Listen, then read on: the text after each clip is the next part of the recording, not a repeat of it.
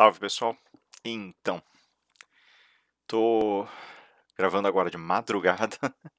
Eu peço desculpas pelo atraso na gravação. Vocês sabem que essa é uma gravação que eu tô tentando fazer desde o final da semana anterior, mas essa é mais complicadinha de fato, né? Esse texto que eu tô usando para gravar para vocês não é de modo algum um único texto em que o do Working vai aparecer. E como é um texto que exige uma certa elaboração e precisa ter muita precisão, já que vocês vão utilizar, não que os outros não tenham precisão, não precisem, mas esse em especial vai ser muito utilizado depois em direito constitucional, então eu tenho uma certa atenção com esse texto, né?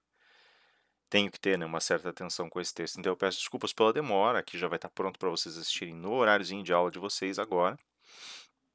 Ainda vai ter mais um essa semana, né, em que a gente vai ver o fecho daquilo que se chama de teoria institucional, que aparece aqui já no do Working, e aí na sequência a gente vai ver os linguistas, hermeneutas e Alexi, né?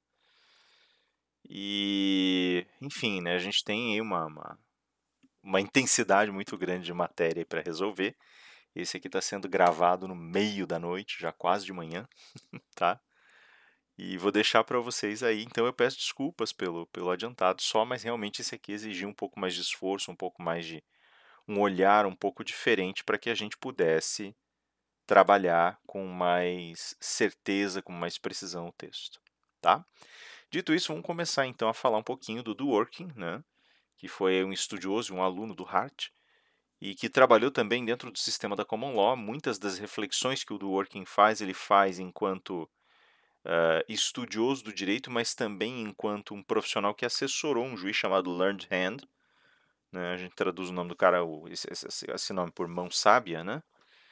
E ele usou muito dos julgamentos do Learned Hand para poder explorar algumas reflexões aí sobre a questão jurídica propriamente dita e como o direito opera, como o direito funciona, né? Ele tem alguns complementos muito interessantes e a nota alta que eu vou retomar aqui, ela não é a única, eu vou fazer algumas menções, né, de teorias que estão esparramadas por aí também. Ela não é a única nota, digamos assim, que aparece nos textos do Dworkin, mas é talvez aí a que mais aparece, uma das mais relevantes dentro do contexto específico do nosso trabalho. Tem uma coisa que eu quero que vocês notem, que vocês reparem dentro desse contexto específico, que é a seguinte: quando a gente fala mais especificamente sobre o trabalho do Dworkin, é preciso a gente entender, é preciso a gente ter uma compreensão um pouco mais clara do porquê dele se posicionar e como ele se posiciona. Eu falei para vocês que o Dworkin ele não tem uma continuidade clara na obra dele e que muitas vezes os seus textos vão ser, na realidade, reflexões que surgem de artigos e são compiladas em livros, né? Então, eu vou me servir aqui de textos de 2004, 2005 ali para mencionar algumas coisinhas de interpretação, vou me servir aqui do Levando os Direitos a Sério, né, que foi o livro pelo qual eu pautei basicamente, foi o livro que eu fui estudar aqui para pautar as minhas observações e tentar criar uma linha, né, nas reflexões que são feitas. Mas existem outras reflexões, aí tem uma questão de princípio também, do qual a gente se serve quando a gente estuda o Dworkin, que vai falar um pouco sobre a estrutura linguística dos princípios, que é uma busca constante na obra dele. Tem a tese do romance encadeado, que vai aparecer aí, tem a leitura que ele faz das discussões continuadas em tribunais, enfim. Mas é importante notar que as reflexões que o Dworkin faz, elas não são de modo algum contínuas em suas próprias naturezas, elas são dispersas, elas estão dispersas de uma forma geral, né? E essa dispersão ela tem uma razão de ser, né? Em muitas ocasiões ele vai na realidade escrever e vai produzir, tentando localizar e tentando pontuar uma resposta a certos problemas específicos ou até mesmo a certos posicionamentos teóricos específicos, né? Então tem muita coisa da obra dele que na verdade vai aparecer mais como um conjunto de apontamentos críticos e as conclusões têm que ser puxadas dali de dentro.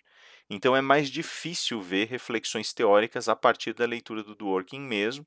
É um processo normal, geralmente as pessoas vão ler o Dworkin, elas acham o Dworkin menos orgânico que o Hart, menos orgânico que o McCormick, que, né, a geração que vem ali junto com o Dworkin, o Haas e assim por diante. Mas isso tem uma razão de ser, né? Ele vai escrevendo em resposta a determinadas inquietações, e escreve desculpem, em resposta aí a determinadas reflexões teóricas, né? Então ele tem uma análise muito própria nesse sentido. Dito isso, vamos começar então. Eu coloquei aqui como título Reflexões sobre a natureza dos princípios, assim vocês já sabem qual é o direcionamento desse estudo em sentido específico.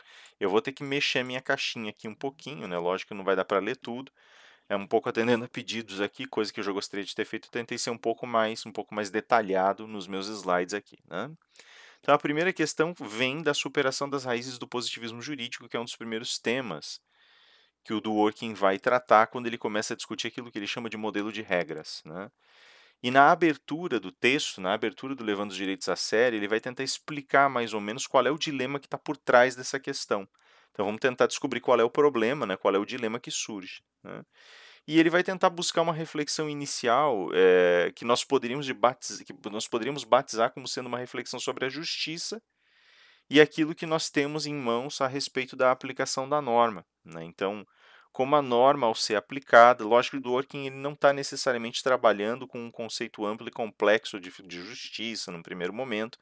Ao contrário, o diálogo que ele está travando, ele tem uma preocupação talvez um pouco mais dedicada, no sentido de tentar entender que posições o jurista vai assumir diante de determinada problematização da norma, né? Aqui eu coloco esse justiça e reflexão sobre a aplicação da norma para a gente tentar entender em que medida existe uma comunicação entre um discurso filosófico e um discurso propriamente jurídico, né?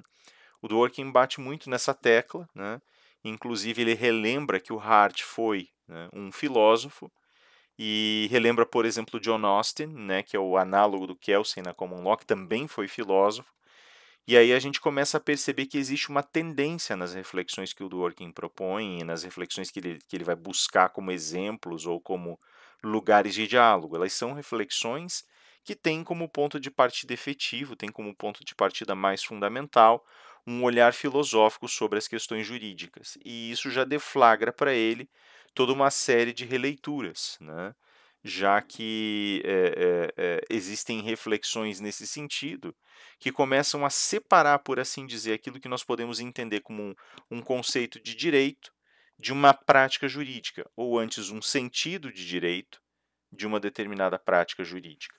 O tratamento que nós damos a essas duas frentes, ele vai determinar em alguma medida como nós vamos encarar o nosso trabalho prático, como nós vamos encarar a nossa visão propriamente dita do nosso trabalho, como nós vamos encarar as limitações, o alcance, o desenho geral, o traço geral das nossas relações de trabalho e como nós vamos lidar com a nossa ciência, com a nossa prática profissional, tá bem? Então, assim, o que que acontece? A primeira coisa que ele vai dizer para nós é justamente que nós temos a tendência a pensar o direito como um quadro de regras, né? O jurista, ele se acostumou por algum motivo, né, que ele não deixa claro na obra dele, a gente sabe qual é, na realidade, a gente já vem vendo isso há algum tempo, né? Mas ele reafirma essa ideia, olha, o próprio, né, e ele está trabalhando muito na esteira do Hart aqui, tanto que chega um ponto, inclusive, que as teorias que são lançadas, principalmente no Levando os Direitos a Sério, e até, talvez até mesmo a larga na obra dele, são teorias que sofrem a acusação de ser, na realidade, extensões ou prolongamentos das teorias do Hart, né? O que não é bem uma verdade, é e não é ao mesmo tempo, né? Ele realmente continua o trabalho hartiano, mas ele tem diferenças profundas em relação às visões que o Hart propunha, e nós já vamos, e tudo parte, na realidade, desse conceito de princípio que ele está tentando explorar de uma maneira mais específica. E veja, duas grandes linhas de visão começam a surgir dentro desse olhar prático que nós temos. Se, por um lado, nós consideramos o direito como sendo um conjunto de regras a serem aplicadas, obedecidas e assim por diante, um conceito que ele vai explorar mais ali para frente, nós também temos algumas visões que vão tentar rever esse posicionamento. Ele vai colocar duas grandes visões, né, e essas duas, pelo menos uma dessas duas grandes visões já aparece no conceito de direito do Hart, no primeiro livro do Hart. Então ele vai dizer para nós o seguinte, olha, existem visões que são visões realistas, né? E essas visões que a gente viu lá no Hart, como tendo uma consequência muito grande, que é a do ceticismo de regras, elas permitem a gente entender que o direito talvez não seja realizado nem concretizado enquanto norma a ser obedecida, mas antes só vai encontrar sua realização efetiva quando o juiz toma uma decisão, aproveitando inclusive a norma. Lembrem que eu falei para vocês lá no Hart, né, o Hart insistia na ideia de que, em determinada medida, o próprio juiz poderia se servir, de acordo com esse ceticismo de regras, que é uma hipótese realista, poderia se servir desse modelo de leitura e aplicá-lo quando tomasse a decisão, fazendo com que a realização do direito fosse efetivamente o momento em que o juiz toma a decisão. O Hart não concorda com isso, tá? E o Dworkin vai deixar isso claro de novo, relendo por um ângulo um pouquinho diferente a mesma teoria do Hart, né? Explicando o Hart de um jeito um pouquinho diferente. Mas as visões realistas, para nós, aqui, elas se resumem a isso, nessa tentativa de um juiz ou de um corpo de juízes julgarem e concretizarem determinada realidade usando a norma como uma fonte possível. Tá? Isso é um jeito de ler, é um jeito de estabelecer a superação de uma visão do direito que é só regra. Né? E aí tem uma segunda. Então, primeiro, as visões realistas, que dizem respeito à decisão do juiz, como centro da experiência jurídica, e aí nós temos as sociológicas, que partem de pressupostos parecidos, mas estão mais engajadas, mais preocupadas em tentar entender o encaixe do direito numa sociedade determinada. Tá? Então ali, mas ele se colocou ali também que a sociologia tenta se concentrar no caráter de decisão do julgador, Rafa. Sim, de fato. Né? O realismo é basicamente o olhar sobre a decisão do julgador enquanto centro das reflexões jurídicas. O âmbito sociológico entende que o direito tem um encaixe social, né? Só que tem duas frentes para esse encaixe social. A primeira dessas frentes é tentar entender o que é o direito enquanto instrumento ou ferramenta de uma sociedade, ok? Isso também traz problemas, a gente já vai ver. A segunda é tentar entender a decisão do juiz sob o olhar da ferramenta social. E aí, quando a gente tenta fazer esse segundo movimento, quando a gente sai para esse segundo movimento, a gente percebe que muitos desses pensadores da sociologia, então a gente pode levar em consideração ali, por exemplo, o Roscoe Pound, eles vão tentar analisar a decisão judicial, tentando enxergar o impacto que ela tem na sociedade. Só que num primeiro momento, na época em que o Dworkin está discutindo isso aqui, eu comentei com alguns de vocês na presencial final de semana passada, isso também traz uma dificuldade, qual seja, de que nós não temos dados suficientes para fazer uma análise mais fria, mais estruturada das relações de produção da sentença. E esse problema, né, que é um problema basicamente estatístico, vai expulsar essa reflexão do direito e vai jogar só para a sociologia. Tá? Então, assim, num primeiro momento, essa reflexão sociológica fica num limbo. Hoje ela já é bem mais possível, né, com as ferramentas que a gente tem, com a integração da tecnologia ao judiciário, com a possibilidade da gente tomar sentenças e aplicar, lançar essas sentenças em programas de computador que analisam linguagem. Então, a gente consegue fazer uma análise quantitativa de maneira mais clara, de maneira mais, né, adequada. Mesmo assim, a gente ainda, o princípio, a premissa que o Dworkin colocou, eu acho que ainda se mantém, porque, de alguma maneira, mesmo que a gente faça certas análises quantitativas, elas têm limitações do sentido específico de como a sentença trata determinados temas.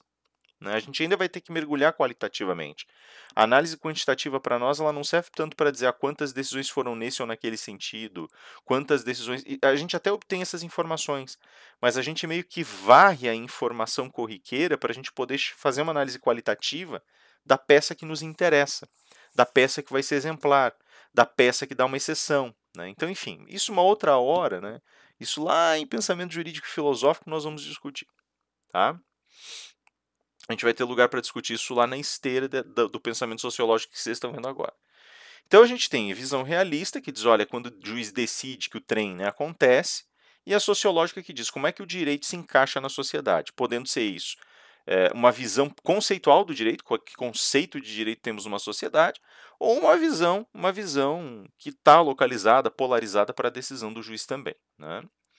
Veja, então, que isso, no entanto, já mostra e enuncia o problema em si e por si.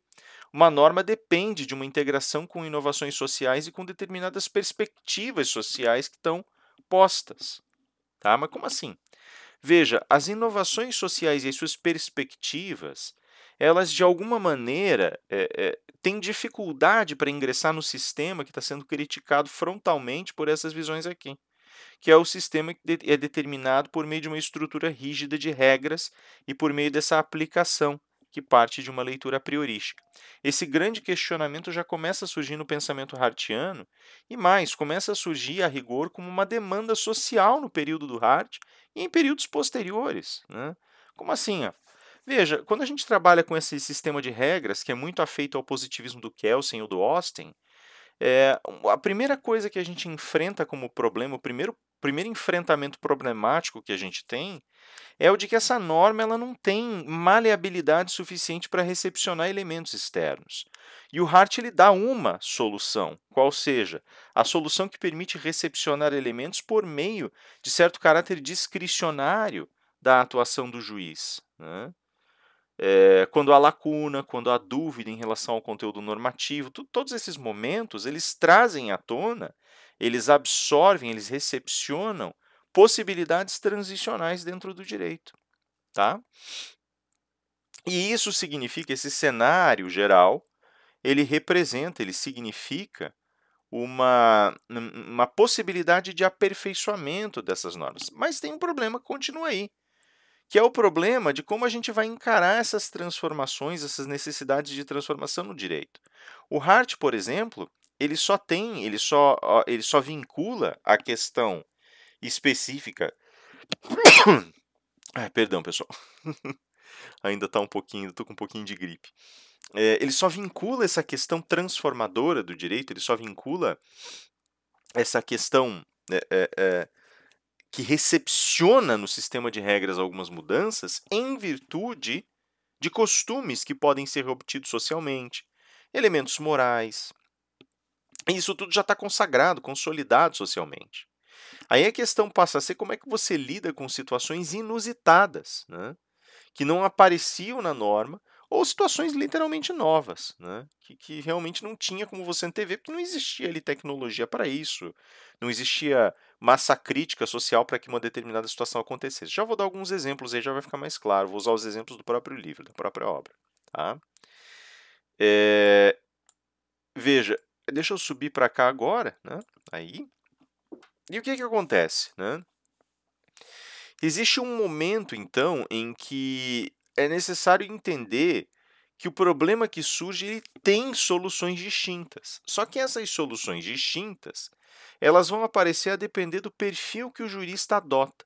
Então, eu coloquei ali para vocês que a integração normativa, né, quer dizer, o jeito de você aplicar essa norma e costurar essa norma nas decisões, separa as reflexões de sentido do direito e técnica do direito. E o do working é categórico ao dizer o seguinte, olha, o jurista é um bicho engraçado. Ele, às vezes, ao invés de ele olhar para o conceito de justiça, para os fundamentos morais, para os fundamentos éticos, e tentar entender qual é o sentido que ele está dando para a norma e para as suas formas de aplicação, ele olha só para a técnica, ele olha para os instrumentos que ele tem, ele olha para as ferramentas conceituais, ele olha para o objeto que soluciona um problema. E fala, olha, não é que haja algo de errado com isso, mas se você não olha para o sentido específico que o teu direito tem, você anula a possibilidade de trazer elementos que resolvam problemas novos. Então é justamente aí que o defeito floresce, é aí que o defeito ganha terreno, ganha campo, né, para se disseminar.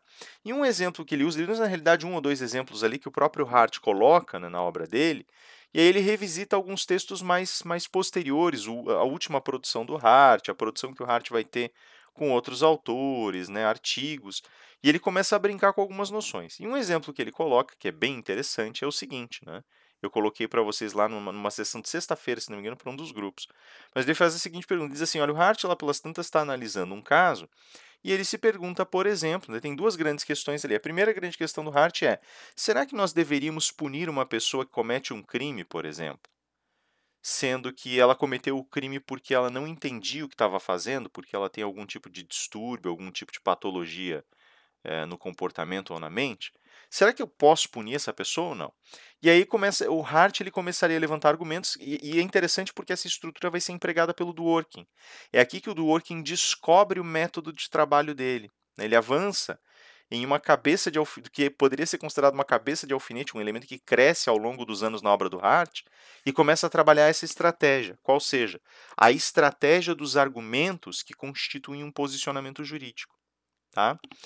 sejam eles técnicos ou não, né? E ele vai construindo em cima disso, mas geralmente a partir dos técnicos. Ele vai dizer assim, ó, num caso desse, por exemplo, a gente poderia dizer muito simplesmente que a aplicação da norma, pelo olhar dos indivíduos que têm uma radicalidade maior e que seguem de uma maneira mais rigorosa um positivismo e um modelo de regras, é de que tem que punir mesmo e acabou-se. E aí ele vai dizer assim, mas por que esse punir mesmo e acabou-se? Não precisa ser necessariamente assim.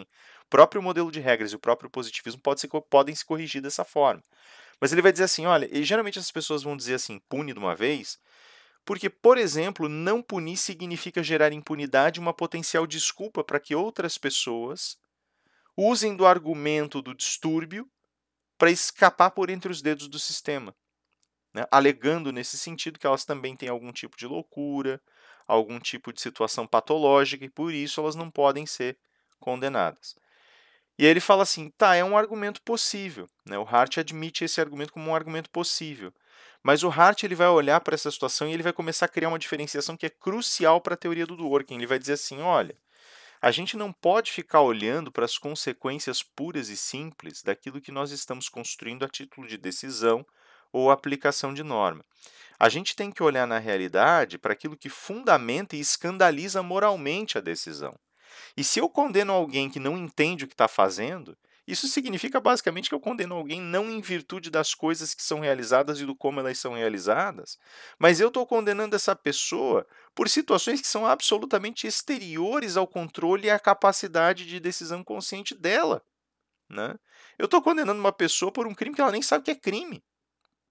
Então ele fala, não, não é certo. Ele vai dizer assim, se eu começo, na realidade, a justificar as minhas condenações de uma maneira mais radical, né, alegando que isso pode gerar um impacto social desse ou daquele tipo, que isso pode gerar impunidade ou incentivo à impunidade desse ou daquele jeito, eu corro o risco sério de transformar o indivíduo em meio para um fim, e não em um fim propriamente dito. O que tira a natureza essencial do direito, que é proteger as pessoas, né? Ele fala, então não dá para a gente pensar desse jeito, né? Pelo menos o Hart pensa dessa forma. Vejam que é um argumento um pouco duro ainda. O Dworkin vai desenvolver esse argumento depois. Mas a ideia seria essa: não podemos olhar para as consequências, mas temos que olhar para o fundamento moral da decisão. Uma outra situação, que daí já é um estudo de caso que o Hart coloca, é o do caso do hemofílico. Ele diz assim: ó, vamos supor que uma pessoa se descuide, seja um pouquinho, né, imprudente no trânsito e cause um acidente, né? Então, sei lá, a pessoa avançou um sinal porque estava com receio, porque era tarde da noite, né? Foi um exemplo que eu dei em sala. Ou a pessoa, de repente, assumiu o risco de fazer uma conversão que não devia fazer, porque estava razoavelmente justificada ali, estava, de repente, né, levando alguém ao hospital, ou estava numa situação de emergência, ou acabou se distraindo, né, porque colocou uma criança no veículo e ficou cuidando da criança enquanto dirigia, e acabou causando um acidente de trânsito. Nesse acidente, a pessoa do outro veículo sofre um ferimento pequeno, né, que por si em si não causaria nenhum tipo de situação mais grave, óbito, nada disso. Só que essa pessoa é hemofílica, e daí o sangramento piora, piora, piora, ela vai parar no hospital, né, e não tem muito o que fazer, e a pessoa acaba. Lógico, isso lembra da época do Hart, tá? Então a tecnologia da época do Hart. E aí a pessoa acaba vindo a óbito, né? Aí a pergunta é: o motorista que causou o acidente deve ser condenado por homicídio ou não? E uma constatação interessante que o Hart fez foi a seguinte: geralmente as pessoas dizem que não, porque elas entendem que a ação do indivíduo ela não tinha como qualidade ou critério de antevisão a possibilidade de imaginar uma pessoa hemofílica do outro lado, né? Então era um risco calculado que poderia gerar um acidente, mas não seria um acidente letal, né? Segundo a capacidade de previsão mais corriqueira. E aí ele põe um segundo exemplo, tá? Mas vamos supor que uma pessoa sofre um acidente de trânsito, não uma pessoa hemofílica, uma pessoa qualquer, né, sofre um acidente de trânsito, tendo, não, ou causa, perdão, um acidente de trânsito, põe a outra no hospital, essa outra pessoa passa por uma intervenção menor, mas pega uma infecção e por um erro, ou, perdão, uma infecção não, mas por um erro médico essa pessoa acaba vindo a óbito. Aí ele fala, a pessoa que bateu o veículo nesse outro é responsável ou não? E a maioria dos casos, na maioria dos casos as pessoas vão dizer não, porque aí está ligado ao erro médico. E ele fala, isso é interessantíssimo. Quer dizer, primeiro, as pessoas têm, quando elas fazem o juízo moral das coisas, isso não é um juízo jurídico, mas um juízo moral. E ele vai dizer assim, quando as pessoas fazem o juízo moral, a primeira coisa que nós temos em mente, a primeira coisa que nós enxergamos com maior clareza, é que, em linhas gerais, as pessoas constroem uma relação mais disposta a excusar aqueles que não têm condições de antever a cadeia de causalidade. tá? Então, eu não tenho condições de saber se a pessoa ela é hemofílica ou não, né? Tipicamente não seria, né? Talvez. Então, como não tem, então não teria culpa, né? No segundo caso, que é o caso do erro médico, fica mais claro como funciona como opera essa questão da causa e da cadeia de causação, né? E aí eu coloco ali embaixo para vocês, as reflexões morais ou de sentido do direito tendem a considerar causas determinantes de um evento para o estabelecimento da responsabilidade, por exemplo, né? Responsabilidade sendo uma ferramenta possível aí. E o que acontece nesse sentido? Acontece então que, como o erro médico tem essa responsabilidade de causar diretamente o óbito, exclui-se automaticamente o acidente que levou a pessoa para o hospital para começo de conversa. Tá? Isso opera sob o conceito de causa determinante, ou seja, não é uma causa que é necessária e suficiente pura e simplesmente, mas uma causa que é necessária, suficiente e tem essa imediatidade em relação ao evento causado. Como foi o erro médico que causou em si por si, então é o médico que vai pagar o pato da história. Tá? Vejam que aqui a dinâmica que o Dworkin está querendo criticar ela fica mais clara. Né? O Dworkin ele coloca para nós, quando nós não fazemos uma reflexão do sentido do direito, mas vamos direto às ferramentas, a gente começa a trabalhar conceitos como, por exemplo, responsabilidade, como, por exemplo, punição, direito de propriedade, percebem? E aí a gente mergulha nisso tentando achar soluções na operacionalidade desses elementos.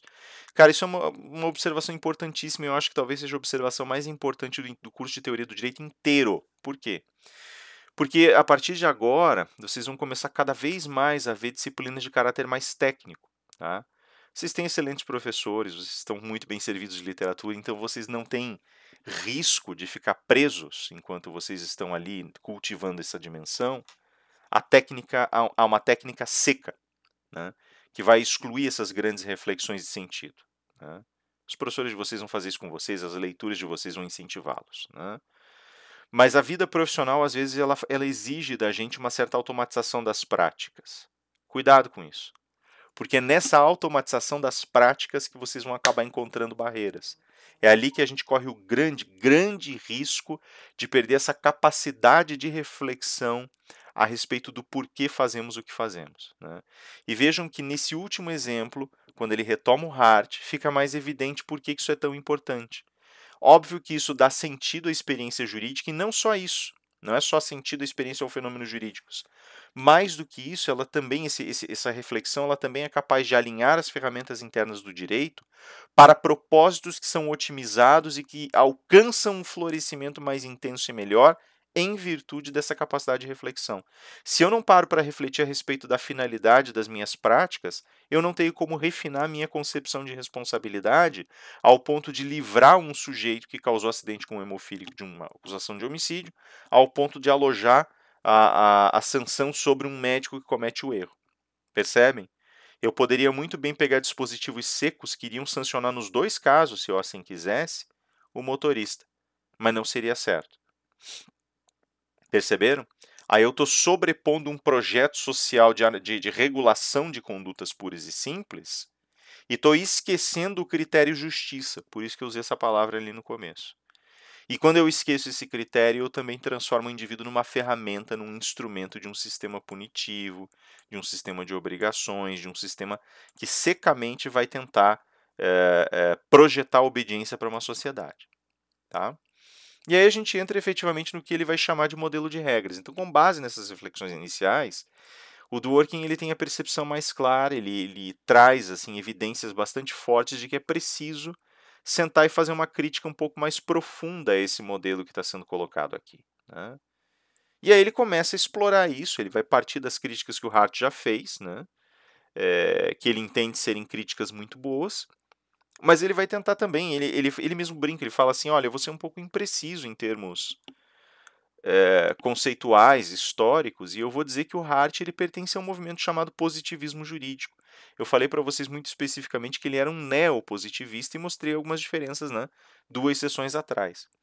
Então tem uma certa imprecisão? Tem, mas o Dworkin está fazendo de propósito, aí, porque ele entende que o neopositivismo está tentando reparar defeitos do positivismo. Né? E aí que está se dando a continuidade narrativa dessas teorias. Né? Então veja, o que o modelo de regras ensinou para nós? O modelo de regras pode ser enunciado a partir de leituras nominalistas e positivistas. Então, primeiro, o que que é um modelo de regras, né? O modelo de regras é aquilo que nós acabamos de descrever como sendo a leitura insistente que o jurista faz de que o direito nada mais é do que um conjunto de regras que estabelecem comportamentos para uma sociedade. Tá? Isso parte da definição positivista, a gente já vai ver com mais cuidado. E aí tem dois olhares possíveis sobre essa realidade, um que ele chama de nominalista e um que ele chama de positivista propriamente dito, né? E a visão nominalista, ele vai dizer, tende a refutar preocupações mais prementes e conflitivas como ilusões do direito. Por que isso? O nominalismo, né, ele é assim chamado porque ele é, antes de tudo, um pensamento declaratório a respeito das armações teóricas que nós temos. Então, o nominalismo, né, nesse sentido, um nominalista, ele vai ter como uma atribuição central a tentativa de varrer para longe estruturas que são consideradas ferramentas tradicionais do direito, notadamente dentro do modelo de regras, né? Ele vai denunciar esses modelos, por isso justamente nominalistas, ele vai denunciar esses modelos, se vocês me permitirem aqui a reflexão rápida aqui, né, e funcional nessa reflexão meramente didática. O nominalista ele exigiria, ele colocaria sobre as estruturas do direito o peso de que seriam apenas nomes. Por isso nominalistas, né? Notem, não confundam com o nominalismo filosófico, tá, do final da Idade Média, não tem nada a ver. Tem só esse aparentado distante que é lidar com nomes na linguagem. Ele vai dizer basicamente, olha, as ferramentas que a gente usa são só nomes, né? Elas têm uma lógica própria ali, mas é isso, não tem muito segredo, não tem muito mais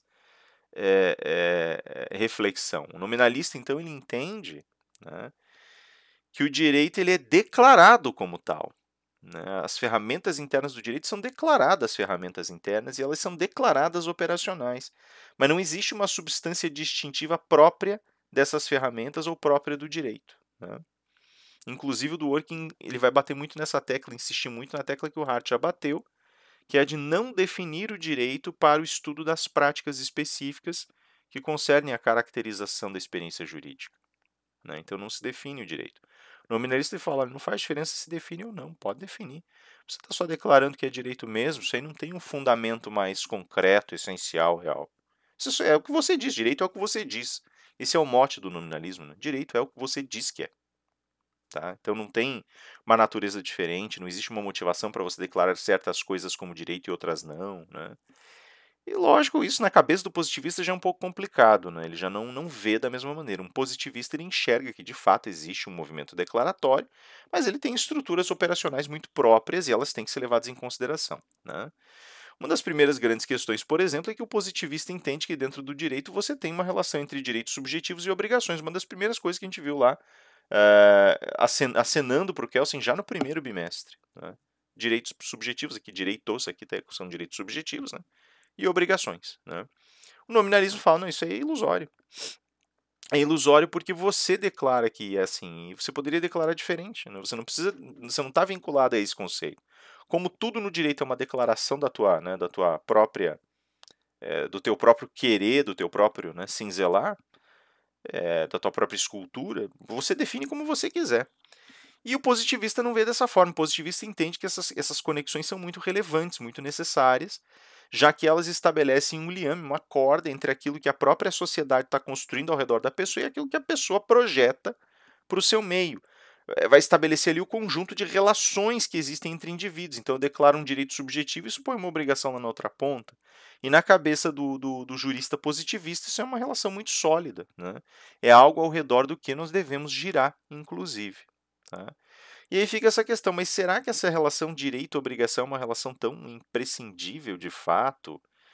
E será que ela deveria estar contemplada ali? Será que ela não pode, em determinada medida, em determinado sentido, ser mesmo refutada por reflexões posteriores, né?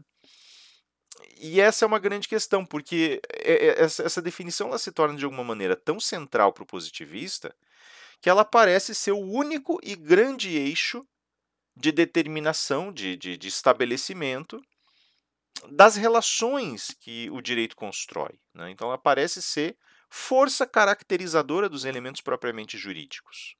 Tá? Então, assim, o que acontece na sequência é que o positivista ele vai construir uma definição inteira de direito ao redor disso, né? E o Hart e o Dworkin, eles se servem muito da definição do Austin, nesse sentido, que contempla 5 elementos que eu pus aqui embaixo para vocês, né? E passando por esses 5 elementos, nós teríamos ali uma experiência jurídica. Então, diz ali, a definição positivista de um modelo de regras estabelece a obrigação diante de certas normas, estabelecidas por uma autoridade, a qual se deve obedecer em razão de seu poder e do medo da aplicação de sua força no sentido de uma sanção.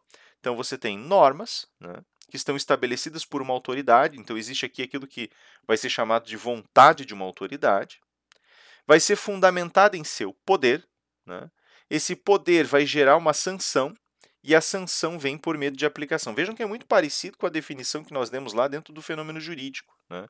Ainda que lá a gente tenha falado sobre a possibilidade de emergência de conflitos que deverão ser resolvidos lá. Quando a gente fala regra lá atrás, a gente está basicamente exortando a possibilidade de leitura do positivismo, né? Norma determinada por autoridade, então vai ter uma vontade dessa autoridade, estabelecida e fundamentada por um poder, com o uso da força no sentido de uma sanção que gera medo. 5 elementos. Tá? Então você tem aqui 5 elementos que caracterizariam o direito. E isso aqui já na visão do Hart tem problemas, né? Quem dirá na visão do Dworkin? E agora começa todo um movimento no sentido de explicar por que isso aí não está certo. Vejam, no entanto, antes da gente seguir só, que essa definição ela tem uma ligação profunda com esse conector direito-obrigação. Tá? Já que ela gera, né, o peso que ela gera, o peso estrutural que ela gera, né, a gente pode aqui fazer diferenciação entre obrigação e dever, né, mas vamos só generalizar um pouquinho para ficar mais direto. Né?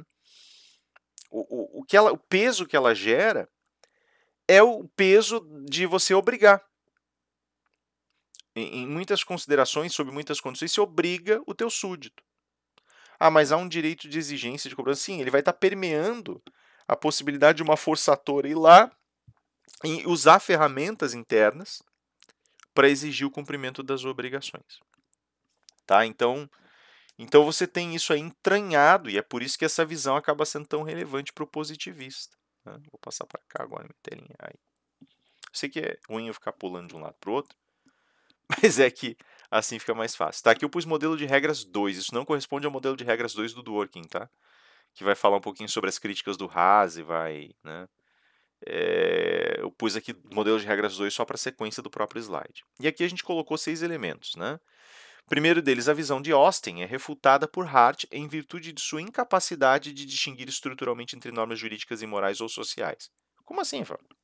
Então, o que acontece? Né? Na visão que nessa visão positivista que o Austin coloca, fica um pouco difícil você determinar exatamente o que é social e o que não é. Você vai dizer, por quê? Como assim? Né?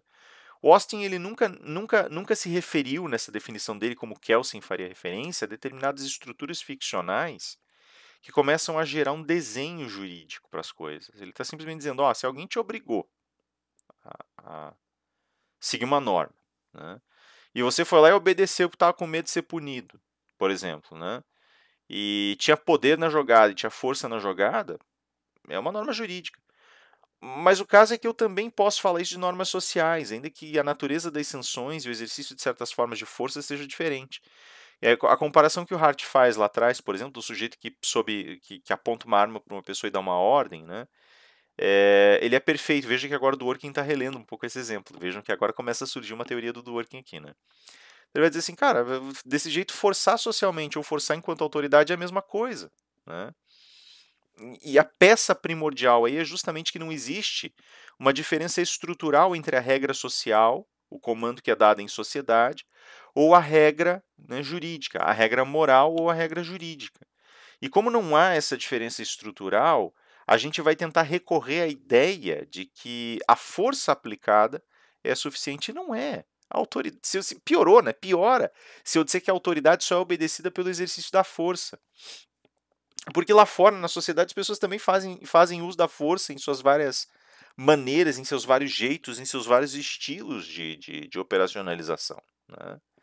E aí eu já não sei mais por que uma norma é aceita nessa medida. Né? Então essa é a crítica primordial que o Dworkin lê no Hart. Né? E ele ainda vai dizer assim, olha, isso o Hart já coloca, a norma não é obedecida em razão do medo. Veja que o Hart coloca isso lá atrás dizendo, por que nos fixamos tanto na obrigação? Né? O ser obrigado não é a essência do direito, é assim que ele começa a construir a norma de reconhecimento e o Dworkin está refazendo esse caminho. A norma não é obedecida em razão do medo, mas por aceitação geral ou por entrega mediante uma autoridade. Né? E aí o Dworkin frisa esses dois elementos que o Hart traz à tona. Né? Então ele está dizendo basicamente, ou você aceita, né, porque isso é de aceitação social geral, ou você aceita porque você aceita a autoridade que coloca a norma. O Hart estava mais concentrado, pelo menos eu leio, né, na ideia de autoridade. Né? E essa questão da aceitação geral ele refuta porque ela também não, é uma distinção, não traz uma distinção clara entre regra social e regra jurídica. O Dworkin já desfez essa, ele já começa a desmistificar essa ideia. Fala, ó, podemos colocar aqui as duas situações, né? Tanto uma aceitação social da regra, quanto uma aceitação da autoridade que a depõe. Né? E ele vai mais além, o Dworkin diz assim, olha, se a regra é aceita socialmente, isso significa, olha que detecção interessante, que a gente está falando de um sistema que tem predominantemente regras primárias, e não dá para dizer dele que exista um direito. Então ele voltou à mesma crítica do Hart, mas por um ângulo um pouquinho diferente. Vejam a sutileza. Né? O Hart descartava isso dizendo não dá para trabalhar o direito desse jeito. O Dworkin volta ali e fala, não, não é assim. Tem direitos muito primitivos, né, muito arcaicos, que talvez trabalhem sobre essa base. Só que você só vai ter direito enquanto ciência, direito enquanto prática, na medida em que você sofistique as suas ferramentas e consiga gerar uma diferenciação. Mas esse ciclo também tem um papel importante. Né? É o de produzir regras primárias de maneira indistinta, percebe?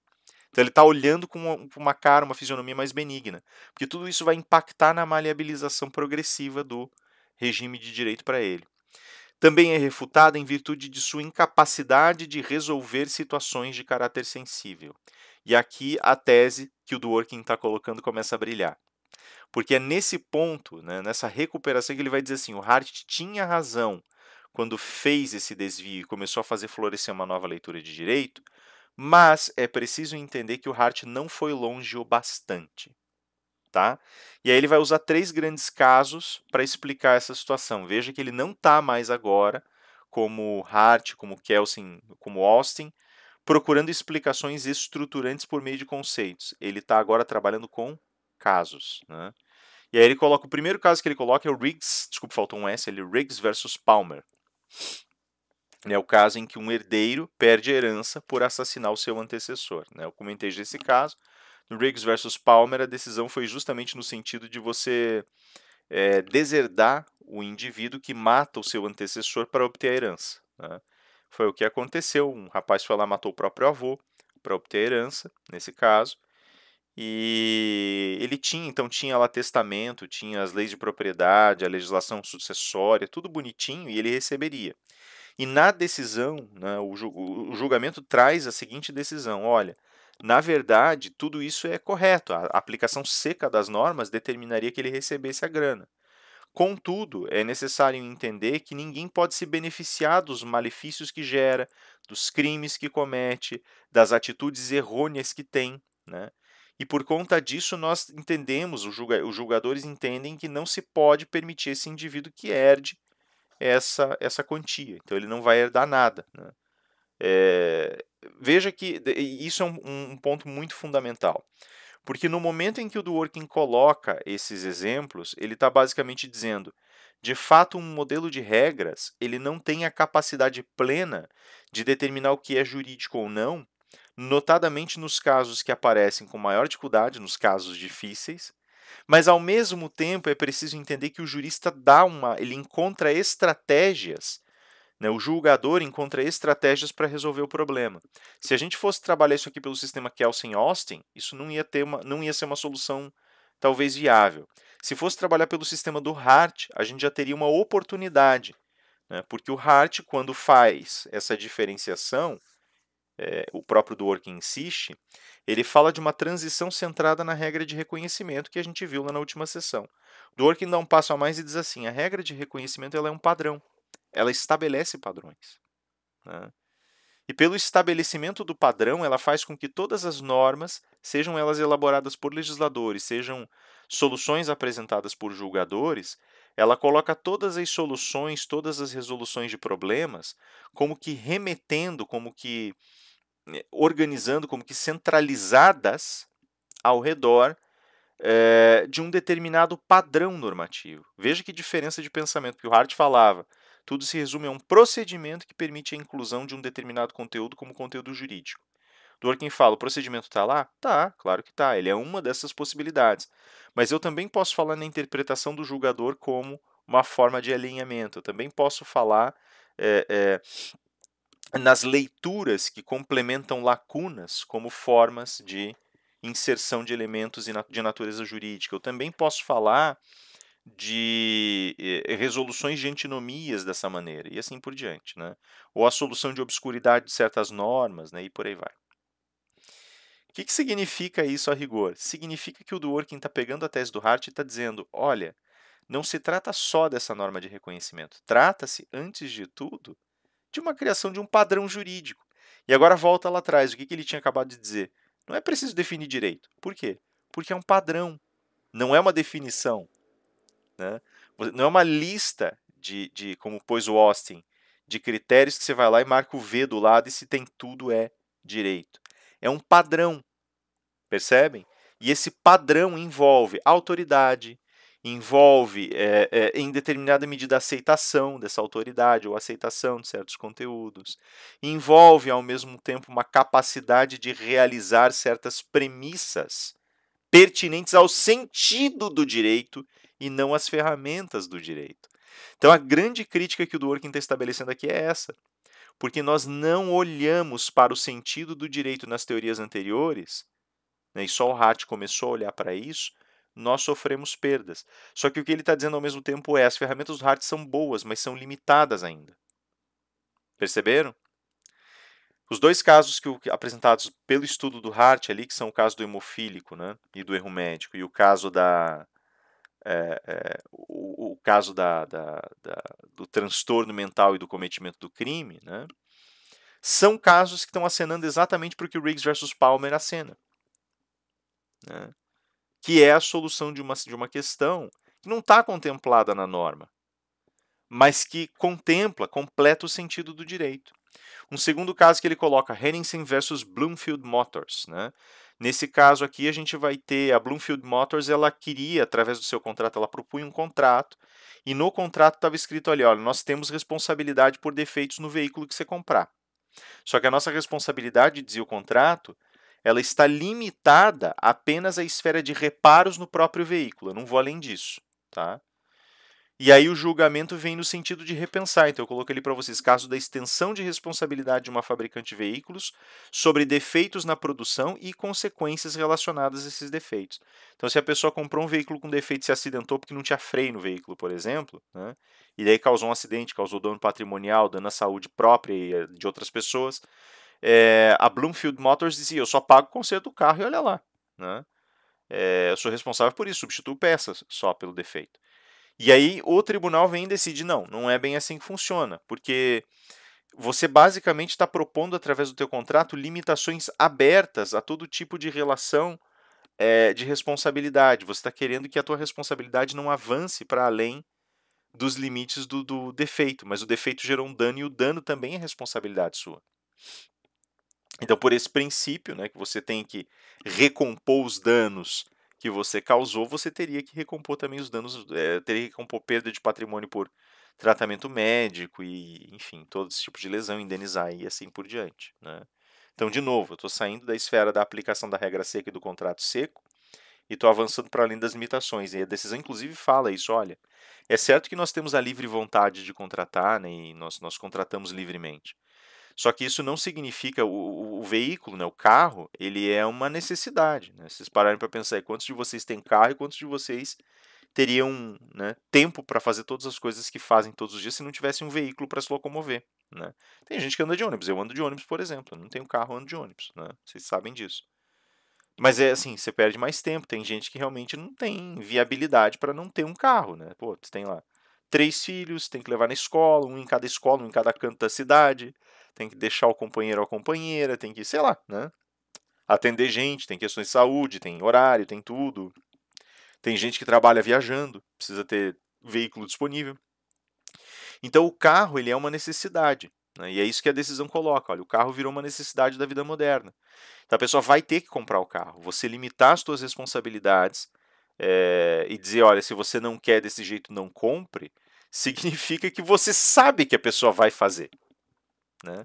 É como se a gente quisesse usar um exemplo mais contemporâneo, né? A gente pensa, a gente entende que a gente precisa de plano de saúde, né? Não pela qualidade do SUS, mas pelo tempo de espera, porque o SUS está sobrecarregado, né? Então a gente entende, tem que ter plano de saúde, até porque se eu for fazer no âmbito privado e for pagar de uma vez só as coisas que eu preciso, vou quebrar, né? Tem intervenções que são caríssimas. E o plano de saúde cobre tudo isso. Aí entra a questão, se o plano de saúde cobre, né, eu passo a entender que eu preciso dele. Se eu passo a entender que eu preciso do plano de saúde, eu não vou contratar o plano de saúde nos meus termos, eu vou contratar nos termos do plano de saúde. E essa decisão fala isso, olha, porque você sabe que a pessoa vai fazer o contrato de qualquer jeito, você abusa e costura limitações que não deveriam estar ali. Essas limitações não são devidas, e porque não são devidas, elas vão ser consideradas nulas. Você vai ter responsabilidade sim. E o terceiro caso é o da Standard Oil versus United States, né, contra os Estados Unidos. E nesse caso existe uma disseminação de contratos que contemplam dentro deles próprios limitações de negócios futuros. Isso é super, super, super, super comum lá. Aliás, é super, super, super comum em negociações, a obrigação de não fazer. Depois vocês vão ver isso lá em direito contratual, tá? Mas lá é muitíssimo comum, inclusive o do Working fala, nossa, todo dia tem contrato saindo aí dizendo que não pode fazer negócio, proibindo de fazer negócio, dizendo para a pessoa se omitir e tal, porque o mercado funciona assim. E aí também aqui o julgador vem e fala, olha, as limitações que você cria, elas são frontalmente contrárias, elas contrariam abertamente o princípio de não restrição da atividade comercial. Você está querendo contratar com uma pessoa, dizendo que você vai ser exclusivo fornecedor dela, né, de combustível, de óleo, e isso está errado. Não, você não vai fazer isso, você não pode fazer isso, porque a pessoa tem, a empresa que você está atendendo tem o direito, tem a prerrogativa de procurar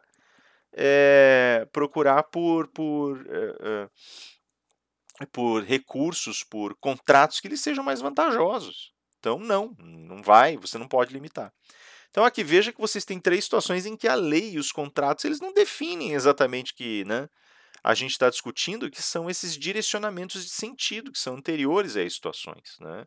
E esses direcionamentos de sentido são o alvo do Dworkin. Veja que isso aqui já não estava mais no Hart, né? A gente está trabalhando em cima do princípio hartiano, de padrões jurídicos e normas de reconhecimento, para tentar entender que em cada um desses casos algo entrou como valor, e esse algo que entrou como valor está compondo o circuito de decisões dos julgadores. Tá? Mas de modo algum, de maneira nenhuma, esse momento, essa proposta, esse propósito está integrado às normas jurídicas. Então aquilo ali não faz parte do corpo de regras a rigor. Né?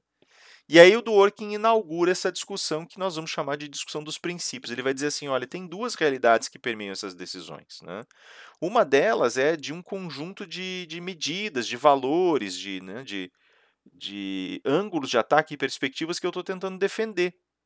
Né? Então, por exemplo, olha, eu não vou deixar alguém se beneficiar do crime que comete, da ilicitude que comete, do mal que causa. Então, ali eu estou partindo de um valor, estou partindo de um desenho, de uma esperança, de uma expectativa de virtude. Né? Eu estou partindo de um pressuposto. Então, é o que eu coloquei ali para vocês. Um princípio pode representar um conjunto de medidas a serem seguidas. É nesse primeiro lugar que se encaixa esse exemplo aí do não se beneficiar do crime que comete. E aí tem um segundo, que é um projeto econômico e político desejado. Ele também coloca, num primeiro momento, aloja isso no conceito de princípio, mas vai dizer, isso não é bem princípio, mas eu vou encaixar aqui só para servir aos seus propósitos. Então, quando eu falo, por exemplo, que eu quero liberdade de transações e práticas comerciais, eu tenho um projeto econômico em mente. Eu não estou olhando para razões, para princípios no sentido de valores defendidos, né? Posso até interpretar dessa forma, mas é mais fácil visualizar que eu tenho um desenho de mercado que eu quero defender, que eu tenho um projeto de mercado, um olhar que eu quero defender. Então ele coloca, olha, o juiz, toda vez que ele vai decidir, o sentido da decisão e o sentido da norma aparecem dessa forma. Veja que agora a gente saltou para fora do Hart, né? O que significa isso? Ou ele vai olhar para valores que ele quer defender, que ele entende que ele tem que defender, e que nem sempre vão estar colocados literalmente na norma, até porque eles não vão caber ali. ou ele vai olhar para projetos econômicos e políticos que estão sendo forjados e ele vai ali naquela direção tentando entender como construir isso. Só que o Dworkin ele é muito severo com relação a essa definição, porque essa não é a definição de princípio que ele vai usar, né, a rigor na obra dele. Princípio para ele é simplesmente esse primeiro lugar, essa primeira medida, né? E aí tem uma estrutura própria e tal que a gente já vai discutir, né? Ele diferencia a medida a ser seguida do projeto a ser construído, então o valor do objetivo econômico ou político, né? Mostrando que pautas utilitaristas poderiam, por exemplo, destituir a relação de sentido. Como assim? Se eu pegar o utilitarismo, a filosofia lá do Bentham, do Mill e as suas outras linhas, como por exemplo o Peter Singer, né, no utilitarismo contemporâneo, né, utilitarismos, os consequencialismos, eles geralmente vão olhar para esse tipo de situação e os conceitos que eu lanço ali, eles podem muito bem causar uma certa confusão. Porque o utilitarista ele entende que toda moralidade está de fato baseada nas consequências de uma ação. Né? Então ele mistura fundamento moral e consequência. Então, se eu olhar por um ângulo utilitarista, por exemplo, e eu quiser enfiar os dois elementos em princípio, eles perdem a razão de ser e tem diferenças importantes entre um e outro que têm que ser encaradas. Na sessão passada, em alguns dos grupos, eu perguntei sobre o regime de cotas, por exemplo. Eu fiz isso de propósito. Porque aí eles falam assim, mas por princípio, o valor que está por trás do regime de cotas, etc, etc, etc. Não olhe como um princípio moral, inverta e olhe como um projeto político. Aí vai ficar mais claro por que ele existe, percebem? E aí está a diferença estrutural. Às vezes, se eu começar a entender o projeto político como um princípio, ele destitui certas medidas de força. Então, aí algumas pessoas vão dizer, por princípio meritocrático, não tô querendo dizer que essas pessoas estão erradas, não é isso. Eu só estou lançando o exemplo em termos racionais. O princípio meritocrático diz que não deveríamos ter cotas, ou que deveríamos ter cotas econômicas e não raciais. Ok. Só que não é isso que está em jogo, não é um valor moral que está em jogo. O que está em jogo é um projeto político, um projeto econômico, de inclusão, percebe? Tem essa diferença estrutural? Tem. Se eu misturar os dois, eu vou destituir de força o argumento. Eu vou destituir de lugar, eu vou perder, aliás, o lugar da atividade, vou perder o lugar de defesa de certas atribuições jurídicas. Né? Então o Dworkin fala, tem que tomar cuidado, isso aí não é bem princípio, eu vou agregar aqui porque ele assume uma posição de maleabilidade na aplicação da norma, que é o que me interessa agora. Né? Mas mais na frente ele vai ser categórico. Olha, o princípio ele defende valores. Né? Ele defende. E aí ele vai explicar de onde vem esses valores. Vai dizer, ó, o valor ele não surge nem da gente, aqui não é do jurista, não é necessariamente dali. O valor ele surge do meio. Né? O meio vai colocar para você ali, tipo, olha, isso aqui é meu direito. E ali você vai encontrar um bem jurídico que você tem que proteger e você vai ter que trazer esse filtro para dentro do padrão jurídico. Percebem? Que era o que eu tinha colocado lá atrás para vocês. Aí isso define o princípio. Um princípio está caracterizado por sua possibilidade de aplicação que transcende os limites de precisão e definição clara de uma regra. Como assim? Lembra do conceito de textura aberta do Hart? Dworkin vai dizer assim: em geral, os princípios tendem a ser mais abertos. Isso não é uma via de regra, né? Mas ele fala muito dificilmente você vai conseguir ver um princípio que seja imediatamente aplicável e tão específico que ele se assemelhe a uma regra. Alguns podem trazer certos traços de regra. Então, por exemplo, entre você dizer ninguém se beneficiará do mal que causa, você tem um princípio super aberto aí que se aplica a um monte de situações. Aí você vem e diz, por exemplo, olha, nenhum contrato pode pode gerar limitações à atividade comercial, já é bem mais específico, né? Então ele fala, se comporta quase como que uma regra. Será que não é um princípio? Será que não é uma regra? Então, ao invés de ser um princípio, né, é uma questão que ele lança. Vai dizer assim, olha, na realidade não é uma questão de diferença estrutural, né, como ele permeia o avanço que ele faz e a maneira como ele é aplicado. Né, aí que está a grande questão. O princípio ele tem um ritmo próprio, ele tem um mecanismo próprio, e às vezes ele vai ter uma aparência mais próxima da regra. Mas a primeira grande distinção é a regra, ela é super específica. Ela é um comando claro para fins claros e ela tira um pouco dessa ingerência que se tem sobre as formas de aplicação que podem ser feitas. Né? Que nós vamos ver então as qualidades inerentes aos princípios. Né? E isso é interessante, porque ele já fala de cara. Princípios são aplicáveis na medida de relevância para um caso, determinando distintos graus de estabelecimento de consequências. Como assim, Rafael? Né? Um princípio, ele, na verdade, ele tem uma aplicação tão mais ampla que ele emerge enquanto uma preocupação de sentido num caso. Então ele vai aparecendo na medida em que ele tem importância para aquela situação, né? Como o Dworkin fala, eu vou ter um zilhão de princípios atuando, incidindo sobre uma mesma situação no mesmo momento. Alguns desses princípios precisarão ser aplicados, outros não vão ter importância ali, eu vou descartar de cara porque não é o eixo da discussão, né? Eu tenho ali, por exemplo, quando eu falo, por exemplo, sobre a questão do neto que mata o avô pela herança, evidente que o principal princípio que vai aparecer ali é o princípio que determina essa impossibilidade de se aproveitar de uma situação de ilicitude que você cometeu. Mas tem outros princípios, né? Tem princípios sobre a gestão do patrimônio, tem princípios sobre a gestão da herança, né, que estão plasmados mais facilmente, se comunicam mais facilmente com regras ali. Mas não vem ao caso, a grande discussão é essa ali. Então ele vem porque ele é relevante para o caso, né? E aí você vai estabelecer consequências de forma distinta, depender da situação, né? Nada impediria um julgador, por exemplo, de decidir, não, mantém a herança aí. Seria estranho, né? Afastar. Mas nada impede num primeiro momento, né? Por que não acontece? Porque se entende que você não fazer isso causa uma determinada lesão, que a gente já vai discutir, né? O princípio ele não tem caráter eliminatório em sua aplicação como a regra tem. Né? Como assim, Rafael? O princípio, como ele age por graus, como ele é aplicado por graus, você não, dificilmente você vai determinar que um princípio não se aplique, especialmente quando ele confronta outro princípio, né? Eu expliquei para alguns de vocês aquilo que é a semente de uma chamada teoria do juízo de ponderação. Quando dois princípios estão em confronto, eles continuam incidindo sobre a mesma situação, só que um deles ganha mais relevância e é especialmente protegido. Eu dei como exemplo para vocês, inclusive, lá em sessão presencial, o caso do senador da República que tinha recebido, que tinha sido exposto por um jornal em virtude do mau uso do erário público. Ele tinha usado grana do gabinete dele para comprar um apartamento para a amante dele, só que ele foi exposto tanto por comprar o apartamento quanto por ter amante. E aí ele processa o jornal dizendo, olha, você invadiu minha vida íntima, não precisava ter falado da amante, né? E aí fica aquela questão, indeniza ou não indeniza. Então ali tem um princípio, né? Você está tentando proteger esse indivíduo, né? Por conta dessa proteção à intimidade, que diz, olha, você não vai invadir a intimidade da pessoa de jeito nenhum. E por outro lado, você tem esse interesse do público em saber, né, do que está acontecendo com recursos públicos e, portanto, a liberdade de expressão, né? Então fica o confronto intimidade e liberdade de expressão. E aí você vai definir o que é mais importante ali, na verdade, né? O que é mais relevante. Na época desse caso, por exemplo, os julgadores definiram que, de fato, tinha havido lesão à intimidade e precisava indenizar, né?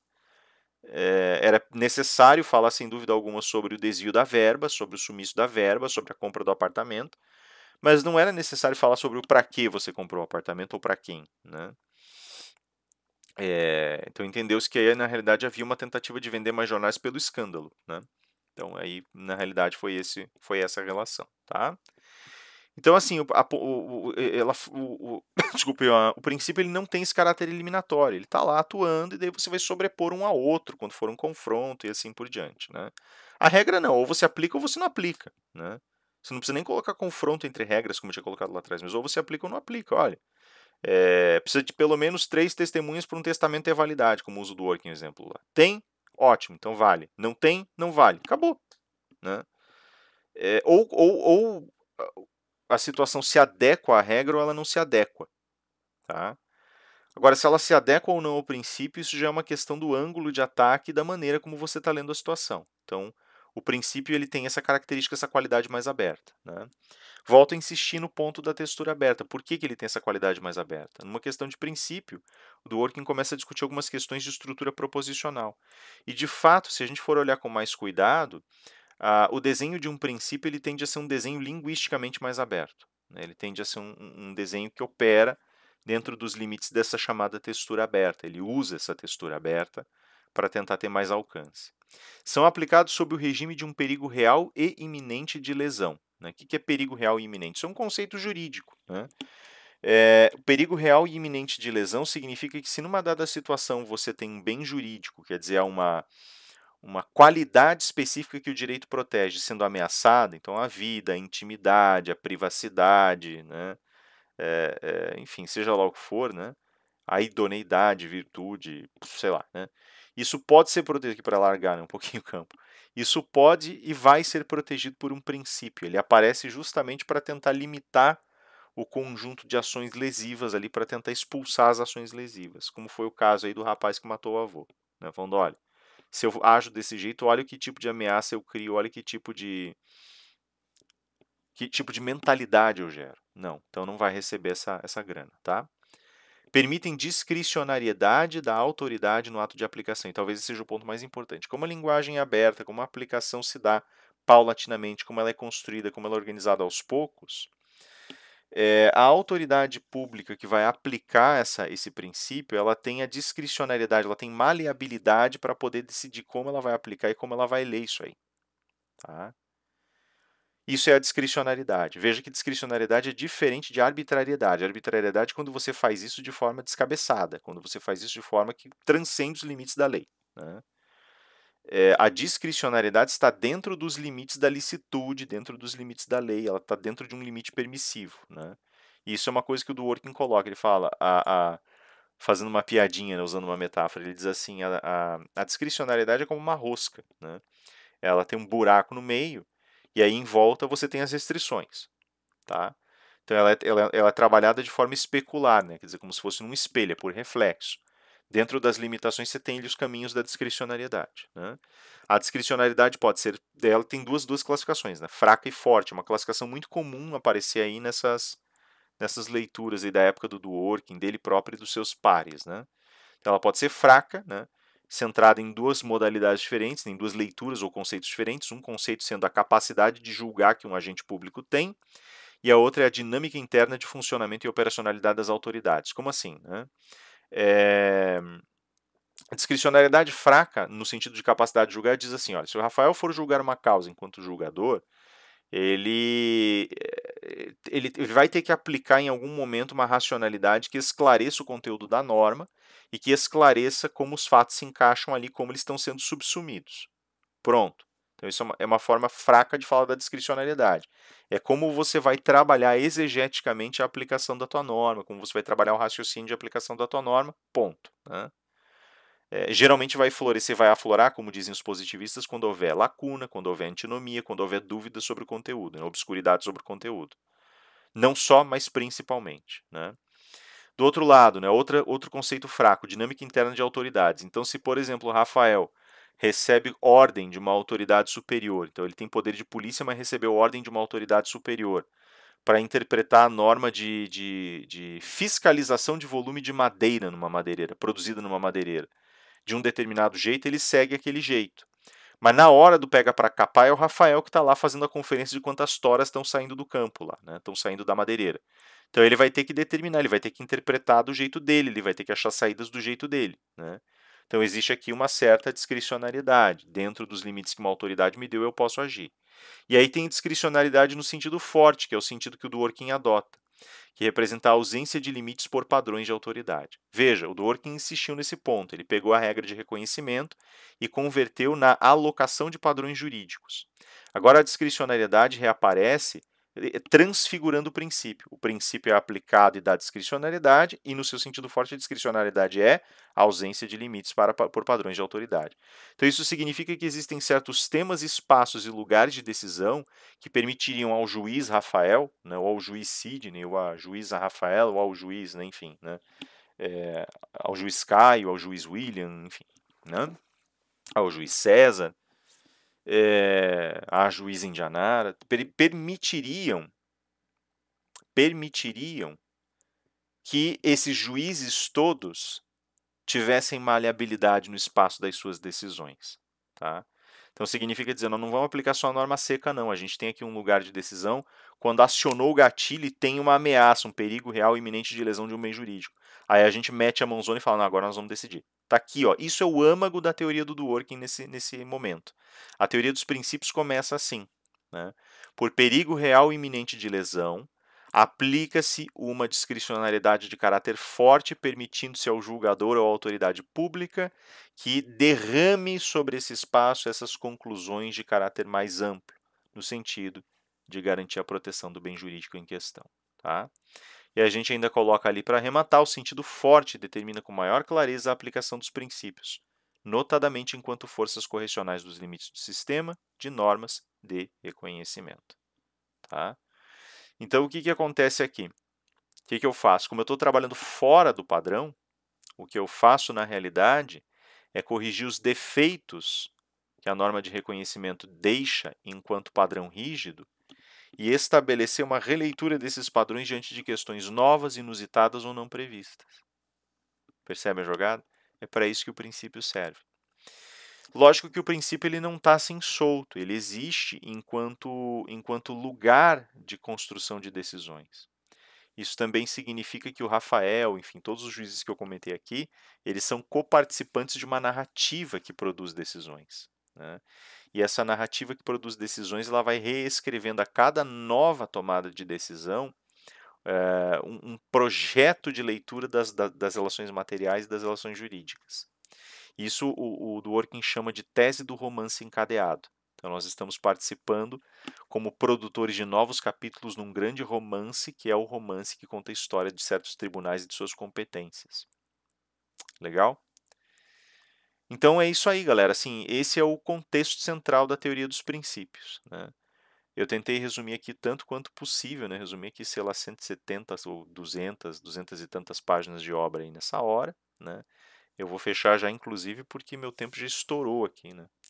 E, e eu preciso que vocês tenham tempo para ver o vídeo, por óbvio, né?